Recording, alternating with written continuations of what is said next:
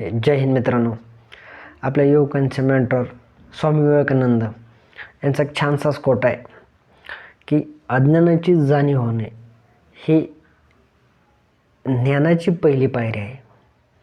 मित्रांनो, त्या उक्तीप्रमाणे आपण ज्ञान हे ग्रहण केलं पाहिजे प्रत्येक वेळोवेळी. आता CET सेलनं वारंवार त्यांचे जे मुदत आहे ते वाढवलेले आहेत. काही मित्र म्हणजे त्रस्त आहेत की कधी होईल ॲडमिशन, काय होईल. तर मित्रांनो, निश्चिंत राहा, ॲडमिशन होणारच आहे. फक्त जो कालावधी लागतो आहे ते त्यांच्या फॉरेन्सिक असतात किंवा त्यांच्या अंतर्गत ज्या गोष्टी आहेत त्यात काही विद्यापीठांचा अजून रिझल्ट लागलेला नाही फायनल इयरच्या. हे टेक्निकलच्या बाबी आहेत, त्यामुळं या प्रोसेसला थोडी विलंब लागू शकतो. पण निश्चिंत राहा, ज्या विद्यार्थ्यांचे डॉक्युमेंट व्हेरिफिकेशन झाले नाहीत किंवा काही त्रुटी आलेल्या आहेत त्यांनी ते आपला जो लॉग इन फॉर्म ओपन करून त्याच्यामध्ये ज्या त्रुटी दाखवलेल्या आहेत वरती नोटिफिकेशनमध्ये ते क्लिअर केल्या पाहिजेत. कारण तुम्ही ज्यावेळेस कॅपराऊंड लागल त्यावेळेस तुम्हाला समजेल की आपले काय त्रुटी, काही बहादर असे आहेत की ते चेक करत नाहीत मध्ये आणि नंतर डायरेक्ट ॲडमिशनच्या वेळेस अचानक फोन करणार, सर असा असा प्रॉब्लेम झाला आहे. त्यावेळेस मी स्वतः किंवा तुमचे जे कॉलेजचे कोऑर्डिनेटर असतील ते काही करू शकत नाहीत. ही सगळ्यात महत्त्वाची गोष्ट ध्यानात ठेवा.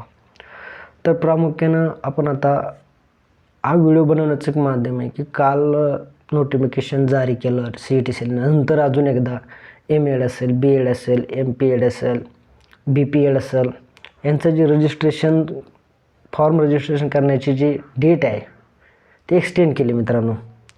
ते 5 तारखेपर्यंत म्हणजे 5 ऑगस्टपर्यंत एक्सटेंड केलेलं आहे.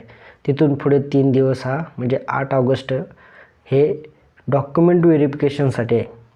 तर माझ्या सगळ्या मित्रांना एक विनंती आहे मित्रांनो, हे नोटिफिकेशन त्या मित्रांना प्रोव्हाइड करा ज्यांच्या डॉक्युमेंटमध्ये त्रुटी आहेत, ज्यांचं फॉर्म फिलअप व्यवस्थित झालेलं नाही आहे, कोणाचं अनलॉकचा फॉर्म लॉक झालेला नाही आहे, त्यांना अजून संधी आहे.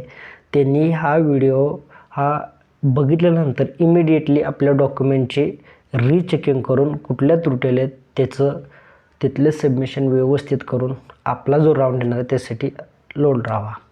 कारण येणारा काळ हा टेक्निकल बाबीवर चालणारा काळ आहे मित्रांनो. त्यासाठी आपण प्रत्येक वेळोवेळी अपडेट राहणं गरजेची गोष्ट आहे. जय हिंद.